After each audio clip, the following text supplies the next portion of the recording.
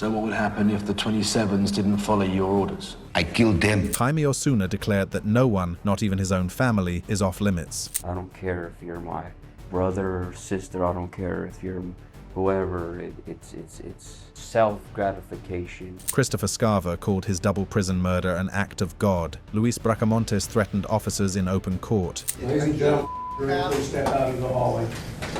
Dead. Wake up soon, and I will kill more. Pedrinho Matador boasted of killing 48 fellow inmates. These are the prisoners that haunt the darkest corners of prison. Pedrinho Matador. Pedro Rodrigues Filho, known as Pedrinho Matador, which means Little Pedro the Killer, is considered Brazil's most notorious serial killer, a man whose reign of terror began on the streets but reached its terrifying peak behind prison walls. What makes Pedrinho's story particularly chilling is not just the sheer number of his victims, officially convicted of 71 murders, though he claimed to have killed over 100 people, but the methodical way he transformed prison into his personal hunting ground. Born with a fractured skull, allegedly caused by his father kicking his mother in the stomach during pregnancy, Pedrinho's life was marked by violence from the very beginning. His criminal career began at an extraordinarily young age, with his first alleged murder at 13, pushing a cousin into a sugarcane press after a dispute. By age 14, he had killed the deputy mayor of Alphenas using his grandfather's shotgun, believing the mayor had unjustly fired his father. But it was inside Brazil's prison system where Pedrinho truly earned his fearsome reputation. Arrested on May 24, 1973, at age 18 and sentenced to 128 years, he would spend the next 34 years turning prison into his personal kingdom of terror. The most chilling aspect of his prison career was how he selected and eliminated his victims. He confessed to killing 48 fellow prisoners, often using knives to stab victims in the abdomen or break their necks.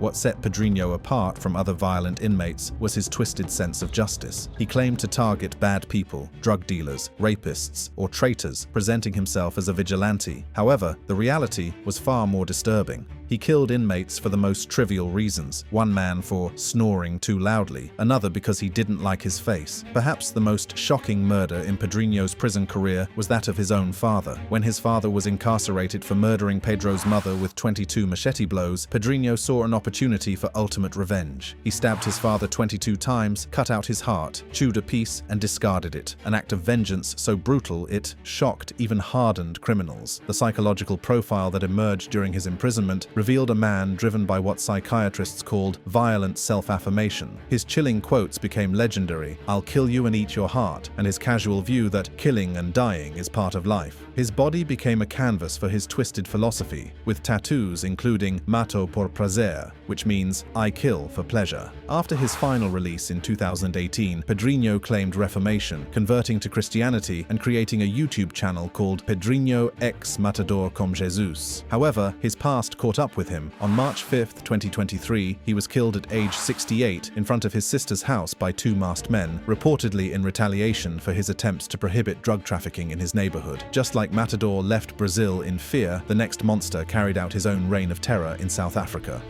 George Geweld Thomas. As the alleged leader of the 28's gang's street faction in Bishop Lavis, Thomas transformed gang warfare from chaotic street violence into a sophisticated criminal enterprise that operated seamlessly between the streets and prison cells. Die vorige veroordeling strek oor 'n periode van baie jare, meneer Thomas, en het reeds begin toe u 9 jaar oud is. Gedurende u getuienis, beide in hoof en in kruisondervraging, het hierdie hof 'n blik in u lewe gekry.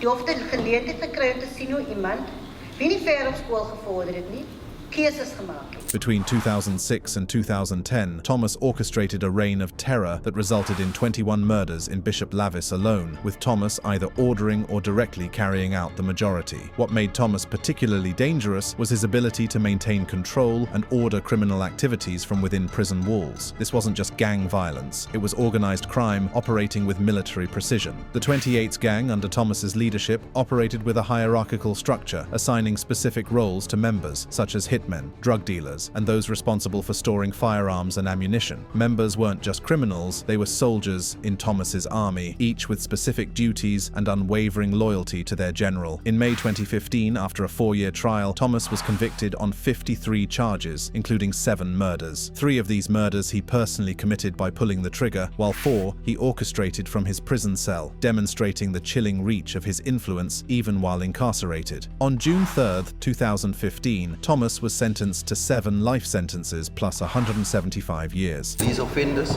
who have been sentenced today will serve their sentences under heightened security and supervision so as to ensure that they do not perpetrate any criminal activities inside.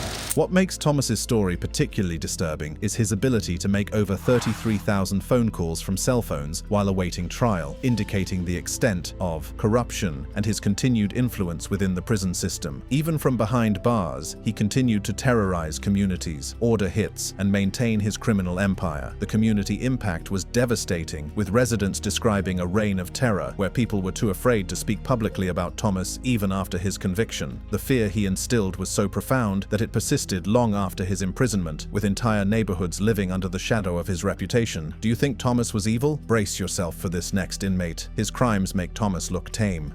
The 28th Gang General. This particular 28th General was sent to Poolsmoor Prison as a juvenile at the age of 14, convicted of murder and sentenced to 9 years. I was 14 years old. You were 14 years old. 14 years old. And you came to Poolsmoor then? Came to Poolsmoor as a juvenile. But his sentence became irrelevant the moment he entered the violent world of the numbers gangs, the 26s, 27s, and 28s, where survival depends on either rising through the ranks or becoming a permanent victim. In the prison, I go to the 28s. They told me, okay, I gave you a number and you must kill a guy in the cell. The 28th Gang operates as a highly structured military organization within prison walls, with each member assigned specific roles and responsibilities. The general's initiation into this world came through violence. He was given a knife and ordered to kill another inmate alongside accomplices who strangled the victim while he stabbed him in the heart. If there is a warder, it's not a right here in prison. I told the 27, you what the 27 is, there's a knife for you. You must kill. As a 28th General, this inmate commands absolute authority over lower-ranking gang members, including the 27s, who serve as the gang's soldiers and enforcers. When he orders a 27 to kill a prison guard or official, they respond with military precision, "Salute my brother and go," demonstrating the unquestioning obedience he commands. So what would happen if the 27s didn't follow your orders? I killed them. But perhaps the most disturbing aspect of this 28th General's power is his complete control over the sexual hierarchy within the prison. When non-gang members enter his cell, he systematically breaks them down through sexual violence, transforming them into what the gang calls wives, men forced to perform domestic duties and provide sexual services. And if he's not the number, I have sex with him. You have sex with I him? have sex with him. I hold him down. My face him. The consequences for resistance are always the same: death. When asked what happens if someone refuses to become his wife, the general's response is immediate and matter of fact: kill them. If they don't do that, what happened? Kill them. The next entry redefines fear. He's so vile, even the correctional officers keep their distance. Evil doesn't begin to describe what he's capable of. Thomas Silverstein.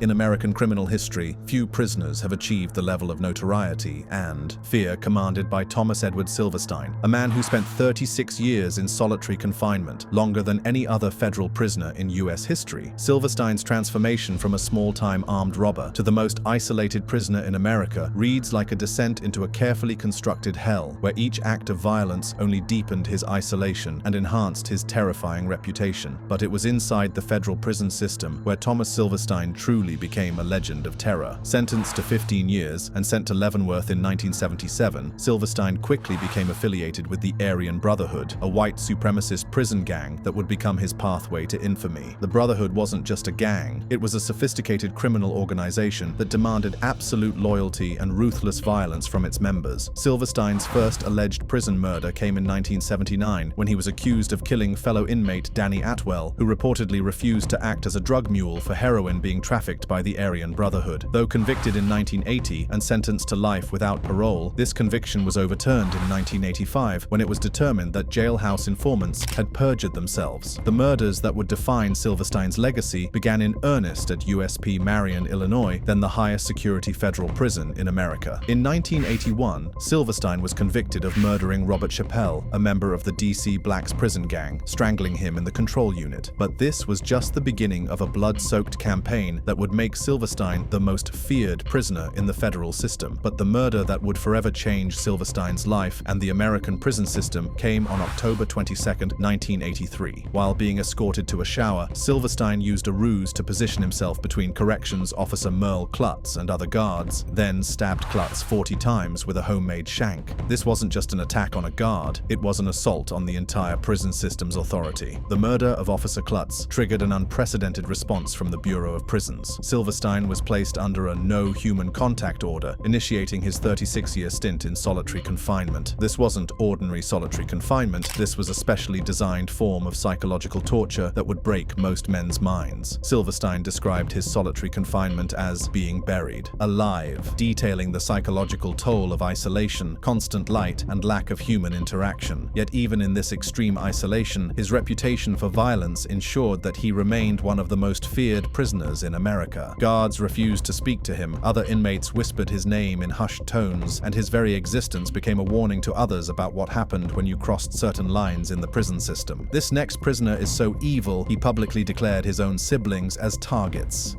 Jaime Osuna, known by terrifying nicknames like the Sadistic Murderer, the Real-Life Joker, and the Man with 1,000 Faces, Osuna represents a level of pure evil that seems to transcend normal human understanding. Since I was a kid, 8, 9 years old, I killed animals. My mom would go to the store, I'll put the cat in the freezer, 15 minutes, let it out, put it in the oven, let it out. I don't care if you're my brother or sister, I don't care if you're whoever, it's self-gratification. On November 13, 2011, Osuna committed a murder so brutal that it shocked even hardened investigators. Yvette Pena, a 37-year-old mother of 6, was found in a room at the El Morocco Motel in Bakersfield with truly horrific injuries, including blunt force trauma, sharp force wounds, and multiple stabbing instruments protruding from her body. What made this murder particularly chilling was Osuna's complete lack of remorse. In a 2017 interview, he admitted, "I did sadistically, premeditatedly, deliberately tortured and murdered Yvette Pena. I don't have no sympathy, I'm sadistic, I don't care, I'll do it again over and over." The torture and all that, it's a rush, it's an addiction, it's a drug.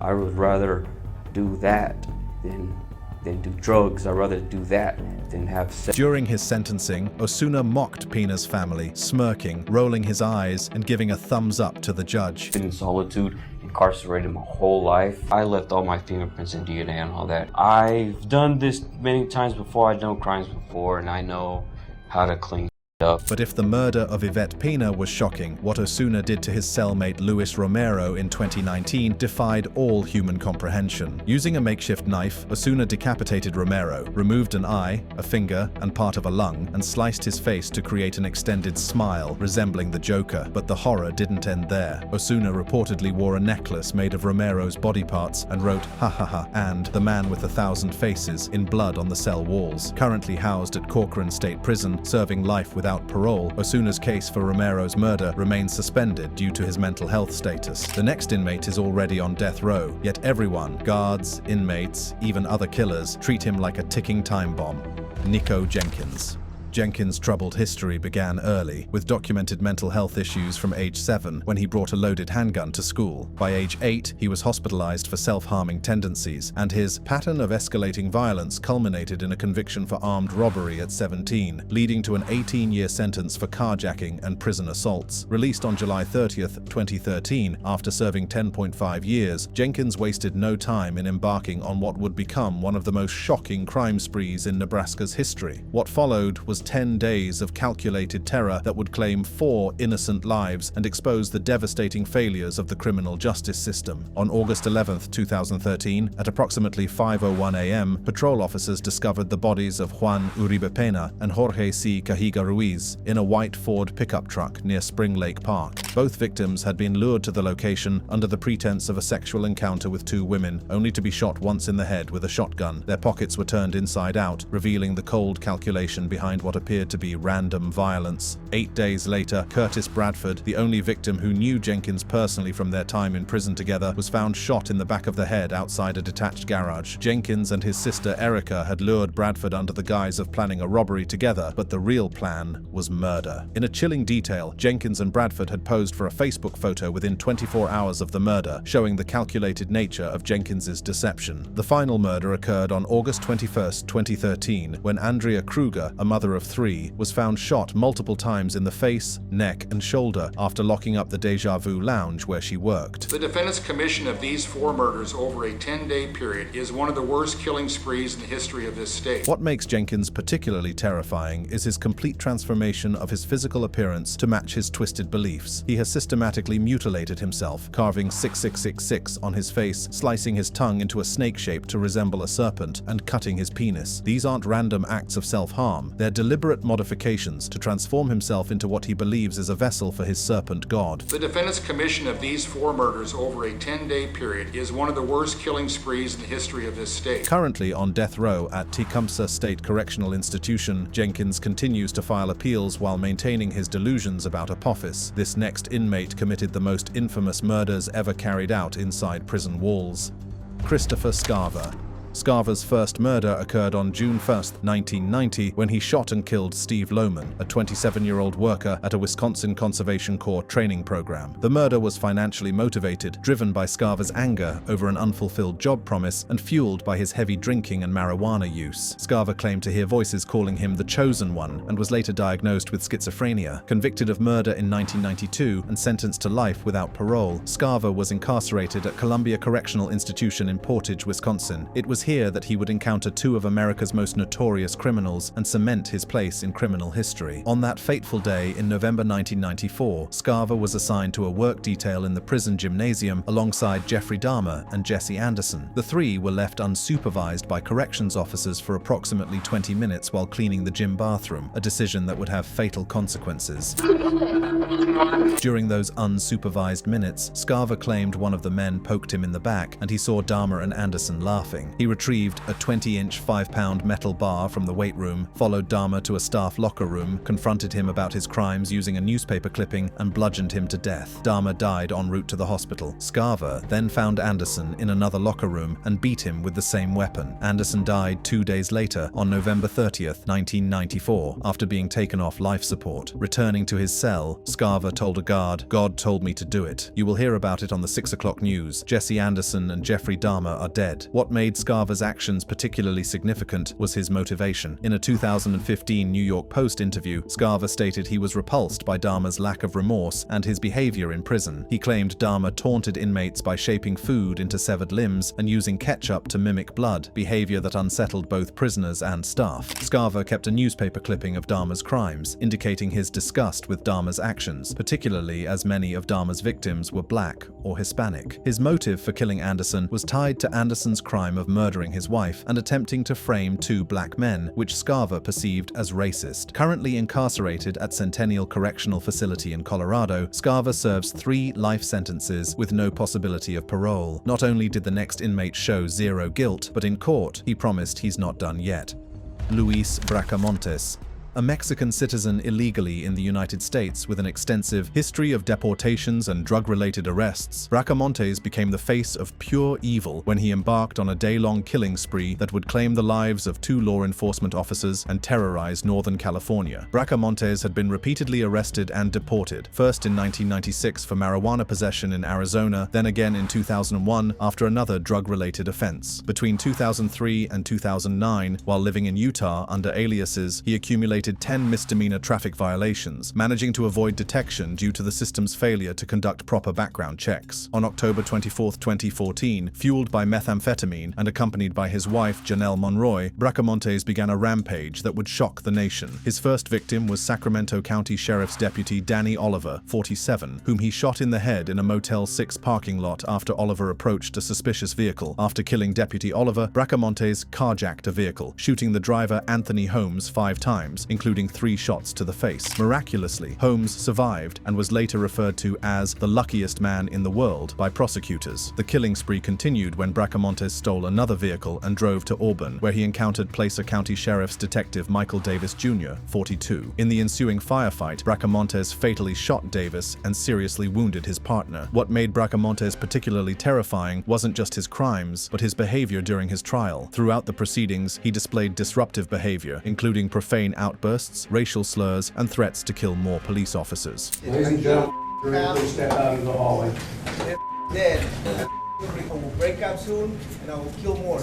On February 9, 2018, a Sacramento County jury convicted Bracamontes on all 15 charges after approximately 5 hours of deliberation. On March 27, 2018, the jury unanimously recommended the death penalty after 4 hours of deliberation. The California Supreme Court affirmed his conviction and death sentence in 2022, though California's lengthy appeals process means execution is uncertain, with an average wait time of nearly 18 years. The next inmate committed some of the most sickening crimes in history: Gary Heidnik.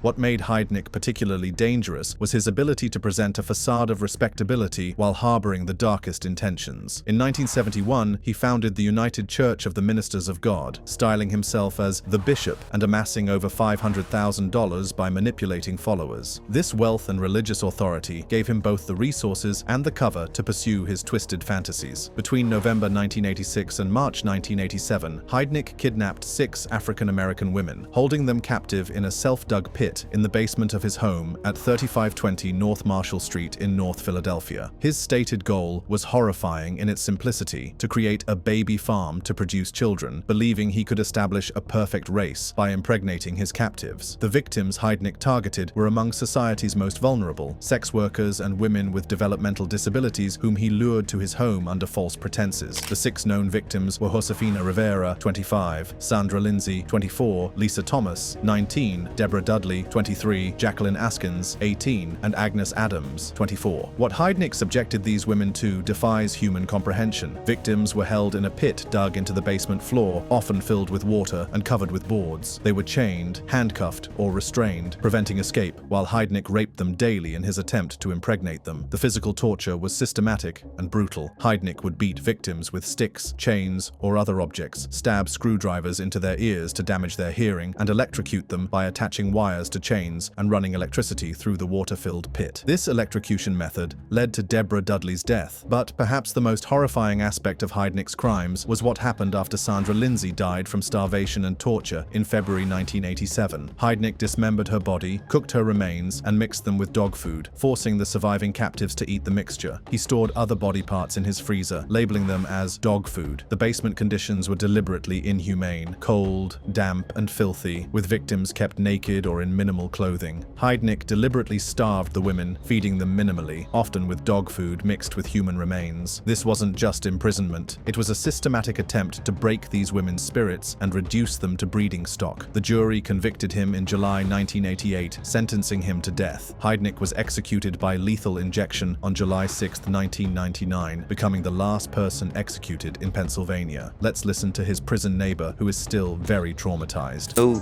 Buffalo Bill from Silence of the Lamb was a real man, right? His name was Gary Heidnik. He abducted black women in Philadelphia and put them in a pit under his house and fed one of them to the other survivors because he was building a master race. He was my neighbor, man. And finally, we come to a name whispered even among killers, a super killer who calmly confessed to 43 murders: Alexander Solonik.